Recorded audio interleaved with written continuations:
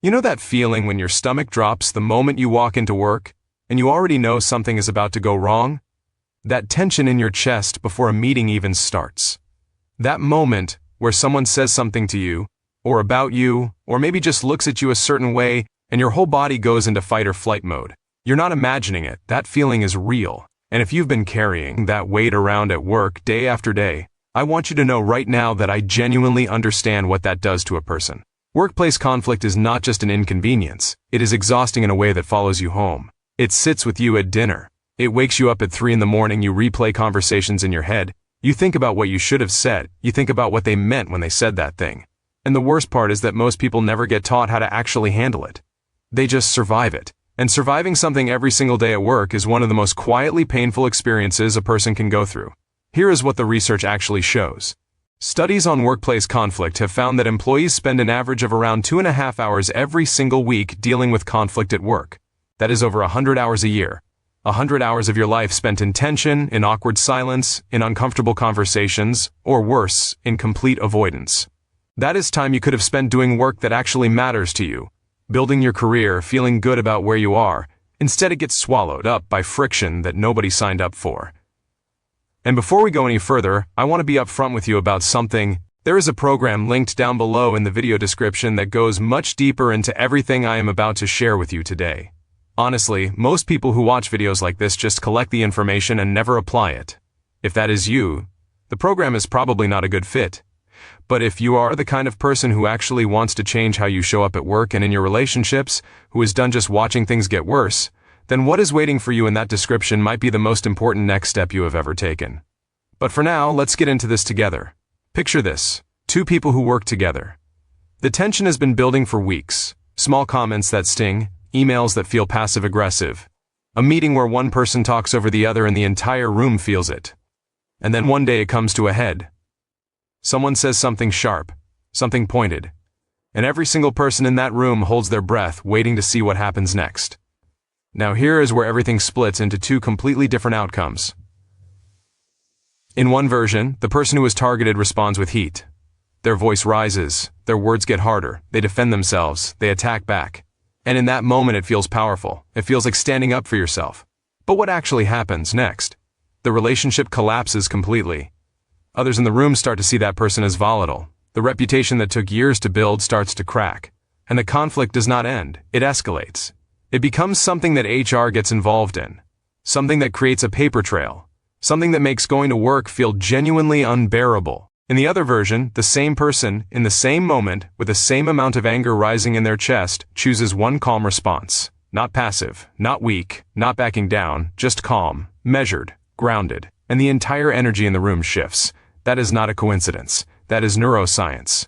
When you respond with calm in a high-tension moment, you are doing something that most people's brains literally cannot do under stress. You are activating the prefrontal cortex, the part of your brain responsible for rational thinking and social intelligence, at a moment when the other person's brain has already hijacked itself with adrenaline and cortisol. You become the most powerful person in the room without raising your voice once. Experts in organizational psychology have consistently shown that the person who manages to stay regulated during conflict is perceived by others as more competent, more trustworthy, and more leadership-ready. Not louder, not more aggressive, calmer. This is one of the most underused professional superpowers that exists, and almost nobody is using it because nobody ever showed them how. Now let me tell you something about the cost of not learning this skill. And I want you to really sit with this because this part is important. When conflict at work goes unresolved, when you are walking on eggshells, when you are dreading certain people or certain meetings, your body is running a low-grade stress response almost continuously. Research consistently links that kind of chronic workplace stress to increased risk of cardiovascular problems, weakened immune function, disrupted sleep, and burnout that can take months or even years to fully recover from. You are not just losing hours to this, you might be losing years. And then there is what it does to your career. People who are caught in ongoing conflict at work get passed over. Not always because they did anything wrong, but because leaders at every level are looking for people who bring stability to environments, not instability. If your name is associated with friction, even friction that was not your fault, it becomes a ceiling that you never see but you always feel. The number one mistake people make in workplace conflict is thinking that the goal is to win, to be right, to get the other person to admit they were wrong. But winning a conflict at work almost never actually feels like winning. You might win the argument and lose the relationship. You might win the confrontation and lose the promotion. You might win the moment and spend the next 6 months paying for it in a dozen invisible ways. The actual goal, the goal that changes everything, is resolution. And resolution does not come from force. It comes from something that feels almost counterintuitive when you are angry, when you are hurt, when you feel disrespected.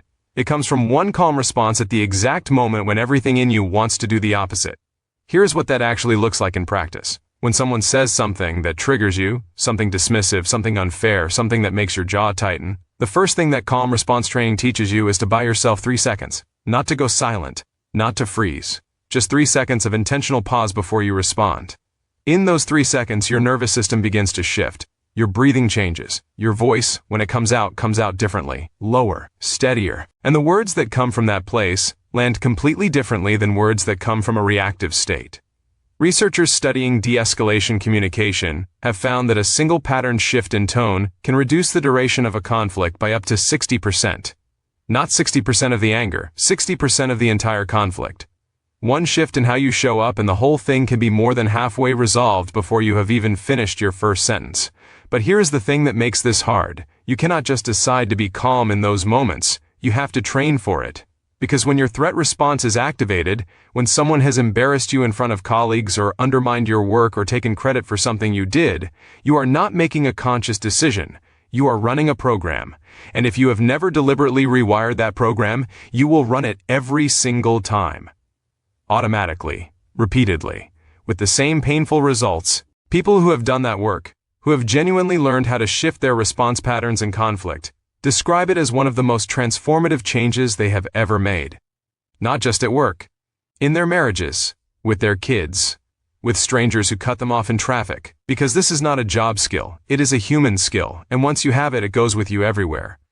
Think about what that actually means for your daily life. You stop dreading Monday morning. You walk into a difficult conversation without your hands shaking. You leave meetings feeling respected instead of rattled. You stop replaying things at 3 a.m. You start being seen as the kind of person that others look to when things get tense. Because you have become the person who does not flinch. The person who brings calm into a room that is on fire. That is not some abstract ideal. That is what happens when people genuinely change how they respond to conflict. Dozens and dozens of people have gone through exactly this kind of transformation and describe the difference as night and day. Not just professionally, but in how they feel about themselves every single day. And here is something that most people never consider. The people who are hardest to deal with at work, the ones who seem to thrive on conflict, who seem to know exactly how to get under your skin, they are counting on your reaction. The moment you stop reacting the way they expect, the entire dynamic collapses. You remove their power over you not by fighting them, but by becoming completely unshakable. And that shift, that is what completely changes how your entire workplace sees you. Your reputation at work is built in moments, not in year-end reviews, not in polished presentations. It is built in the moments when everything gets hard and everyone is watching to see what you do. Those are the moments that define you. And right now, today, you get to decide what those moments look like going forward. You do not have to keep surviving. You do not have to keep replaying. You do not have to keep carrying this weight home with you every single evening. If you are ready to stop just watching this and actually change something, the program linked in the description below is where that transformation happens. Most people will scroll past it. Most people will tell themselves they will look at it later, and later never comes and nothing changes. But if something in this video has already started shifting something in you, that is not an accident. That is you recognizing that you are ready. The link is right there. And the only question left is whether today is the day you actually do something about it.